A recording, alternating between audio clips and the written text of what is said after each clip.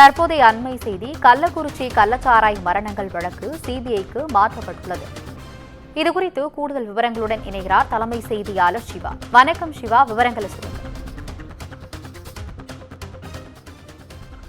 ஆனது கள்ளக்குறிச்சி கள்ளச்சாராய மரணங்கள் தொடர்பான வழக்கை சிபிஐக்கு மாற்றி சென்னை உயர்நீதிமன்றம் ஒரு உத்தரவை பிறப்பித்திருந்த நிலையில இந்த தீர்ப்பு தொடர்பான ஒரு முழு விவரம் என்பது தற்போது வெளியாகி இருக்கிறது. குறிப்பாக இந்த வழக்கில் தவறிழைத்த காவல்துறை அதிகாரிகளுக்கு எதிராக துறை ரீதியான நடவடிக்கை எடுக்கப்படவில்லை என்று உயர்நீதிமன்றம் ஒரு கருத்தினை தெரிவித்திருக்கிறது. ஏற்கனவே இந்த வழக்கு தொடர்பான தீர்ப்பு இன்று காலை வரும்போது தமிழக காவல்துறை மாவட்ட நிர்வாகத்தில் இருக்கக்கூடிய பல்வேறு அதிகாரிகள் சம்பந்தப்பட்டிருக்கக்கூடிய நிலையில இதில் ஒரு சுதந்திரமான ஒரு விசாரணை என்பது நடைபெற வேண்டும். அதற்காக இந்த வழக்கை சிபிஐக்கு நாங்கள் மாற்றி உத்தரவிடுகிறோம் என்று உயர்நீதிமன்ற நீதிபதிகள் தெரிவித்திருந்தனர். அது மட்டுமல்லாமல் இந்த வழக்குல முக்கிய குற்றவாளியான கண்ணுக்குட்டி தொடர்ந்து தங்கு தடையின்றி கள்ளச்சாராயம் விற்பனை செய்து வந்ததிலிருந்து அவருக்கும் காவல்துறைக்கும் தொடர்பு உள்ளது என்பதை நம்ப வேண்டி இருக்கிறது என்று உயர்நீதிமன்றம் தங்களுடைய அந்த தீர்ப்பில் குறிப்பிட்டிருக்கிறது.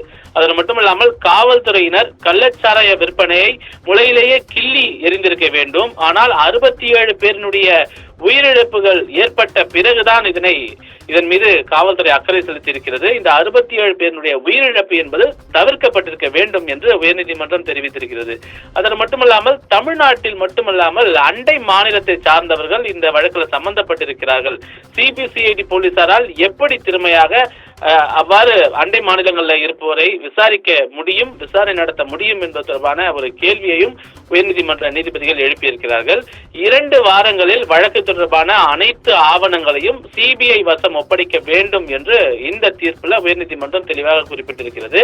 வழக்குகளை விரைந்து விசாரித்து சம்பந்தப்பட்ட நீதிமன்றத்தில் குற்றப்பத்திரிகை தாக்கல் செய்ய சிபிஐக்கு ஒரு உத்தரவும் பிறப்பிக்கப்பட்டிருக்கிறது. அதே போல காவல் நிலையத்திலிருந்து கல்லெறியக்கூடிய தூரத்தில் நடந்த கள்ளச்சாராய விற்பனையை காவல்துறையினர் எப்படி கவனிக்காமல் இருந்தனர் என்ற ஒரு கேள்வியை நீதிபதி பாலாஜி எழுப்பியிருக்கிறார். அதே போல மாவட்ட காவல் கண்காணிப்பாளர் பணியிடை நீக்கம் செய்து 1 மாதத்தில் அந்த நீக்கம் ரத்து செய்யப்பட்டதிலிருந்து பொதுமக்களை சமாதானப்படுத்தக்கூடிய வகையிலான நடவடிக்கையை தான் அரசு எடுத்திருக்கிறது என்பதனை உயர்நீதிமன்றம் இந்த தீர்ப்புல குறிப்பிட்டு இந்த வழக்கின் மீதான விசாரணையை இனி முதற்கொண்டு சிபிஐ தான் விசாரிக்கும் என்று தங்களுடைய தீர்ப்புல தெளிவாக குறிப்பிட்டிருக்கிறார்கள். ஆனந்தி,